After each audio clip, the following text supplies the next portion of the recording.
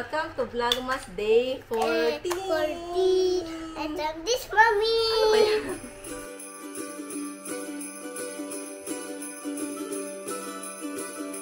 Ito ang situation ng kwarto namin ngayon and yan ang agenda natin today. So, bali, ang gagawin ko dito, itong kama na to, iusog ko dito. Kasi originally, ganun talaga yung posisyon niya. Nandito yung headboard sa may bintana. Pero si Daddy, gusto niyang ilipat dito. Eh, sabi ko kasi parang ang sikip na nandito yung pintuan, diretso sa pintuan. Tapos, pag pupunta sa kabilang side, parang iikot ka pa dito. Alam mo yun, sabi ko, ibalik namin sa dati. So, una natin gagawin ay tanggalin yung mga abubot dito. Ito yung bag na hindi ko pa naayos. Ito pa yung bag na galing sa La Union. Yes, si Grey nagdadala pa ng mga toys dito. Ibalik mo na yun sa playroom mo. Balik mo na yun sa playroom mo. Okay. Di ba sabi ko walang toys dito? Wala sa playroom yung mga toys. Wala ba, Daddy? Yes. Mommy, one lang. O, one lang.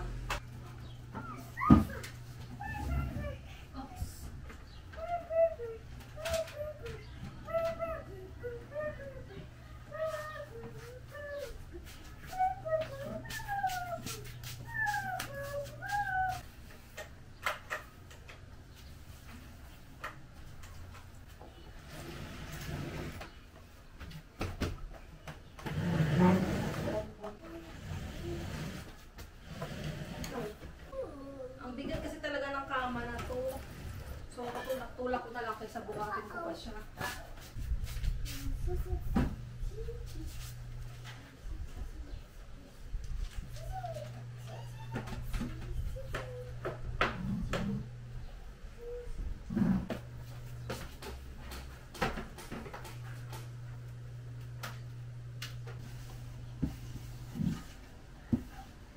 Tanggal.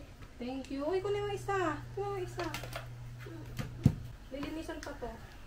Tapos, kung bigay mo na sa akin. Hindi. This is not a toy.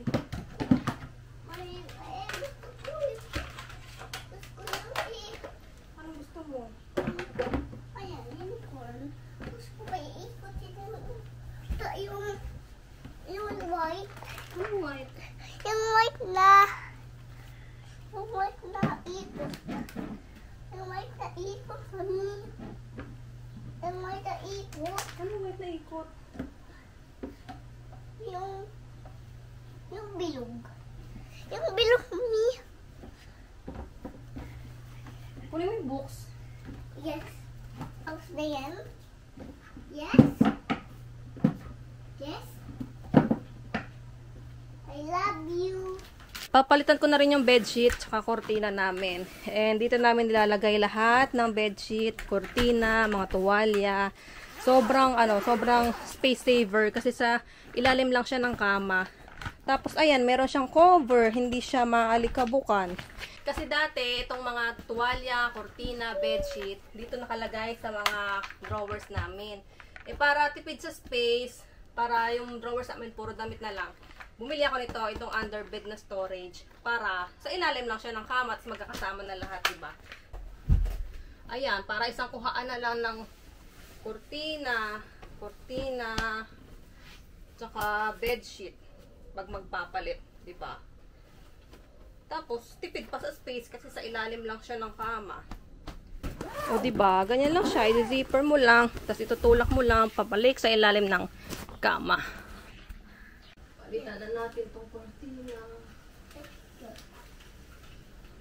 Sabi natin sa...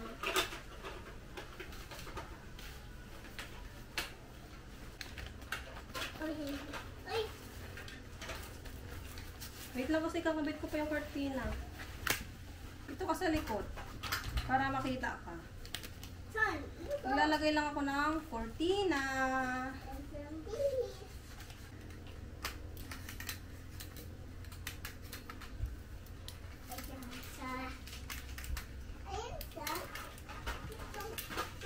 Uy, wala ako.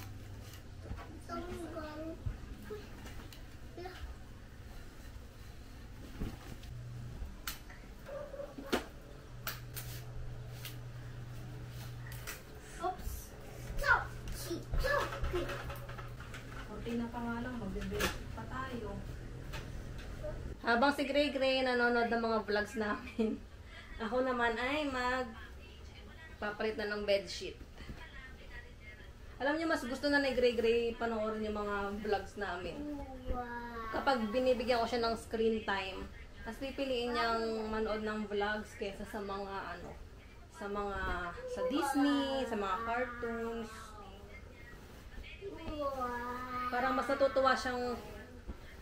Parang mas natutuwa siyang panoorin yung sarili niya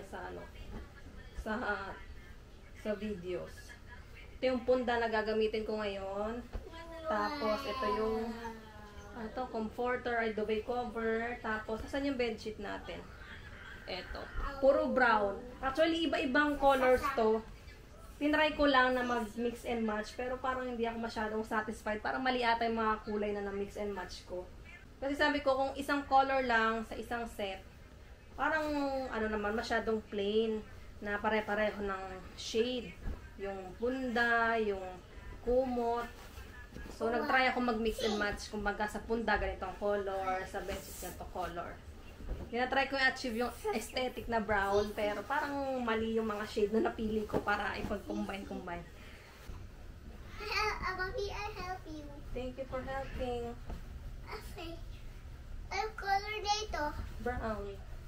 Ayun, right? Yeah. Come on.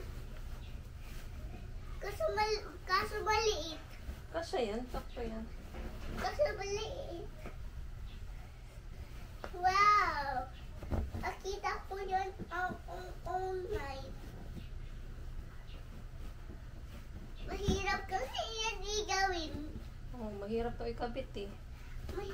Nahirapan ka na ba? No. Kaya mo pa ba? Yes. Oh, wait. Mommy. Yes. Pasaruli na palasa. Ano? Pasaruli na palasa. Ano yung pasarori? Pasaruli na palasa. Ano? Hindi ko Palasa. maintindihan. Palasa. Wow, malapit na tayo matapos, Mami. Opo. Wow. Wait. It's up there, Mami. Wow. Sofa.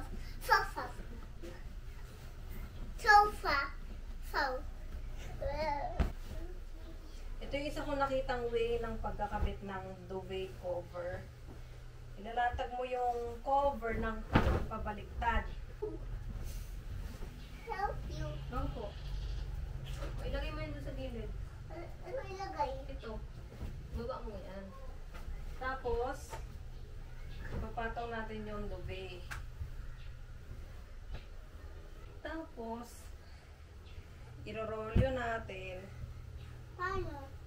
Hindi ko maalala kung tama ba yung naalala ko. Kung alam ko, tama ba itong ginagawa ko. Yan. Tapos, irorolyo natin ng ganyan.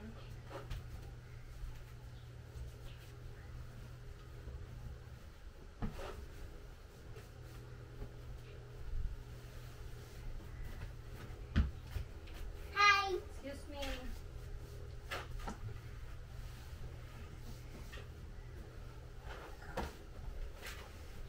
Yan. Hindi ko maalala kung tama ba to. Tapos, asan na yung zipper? Tapos, irorolyo natin ng pabalik. Tik, tik, tik, tik, Irorolyo natin ng tik. pabalik. Tama ba to?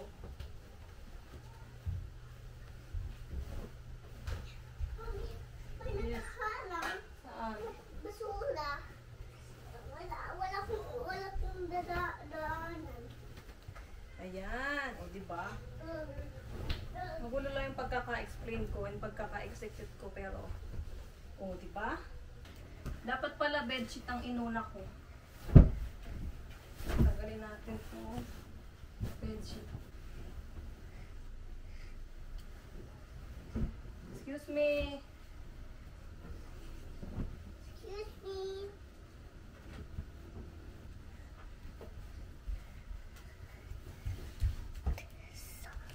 Ayan, ito yung body pillow namin Babe. na pinagtatakip namin dito sa headboard para di mauntog si Gray Gray. Tapos ito yung unan. Excuse me. This. Tapos itong bay. Excuse me. Okay daw, mommy. O, ayan. Malinis na ang aming kwarto. Gray. Oh, naka-video ka na. Yan, tatanggalin na lang natin yung mga bedsheet dyan and yung mga kortina dito sa side. Tapos, magwawalis tayo. Ako muna. Napagod ka din maglinis? Yes. Napagod maglinis?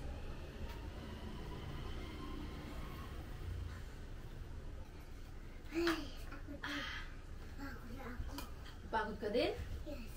Ay, pawis na ako. Ako dito sa pawis na ako. Pawis ka na? Yes.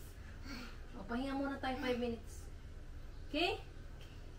Ito namang common area, yung next kong lilinisin. Hay, hindi natatapos ang mga linisin. Etong mga box na to, ito yung mga box no shelf, toy shelf na binili ko. Bumili kasi ako ng bagong shelf para kay Gray. Tapos yung mga box dyan, mga box ng mga package na dumadating, mga in-order.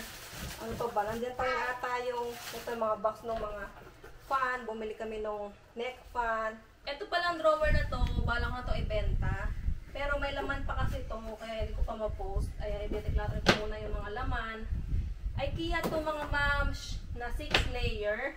Tapos ibebenta ko lang ng mura, siguro half the price kasi medyo may damage na yung drawer. Yung isang drawer niya dito, tsaka yung sa likod na, yung harang sa likod. Pero murang-mura ko na lang ito ibebenta.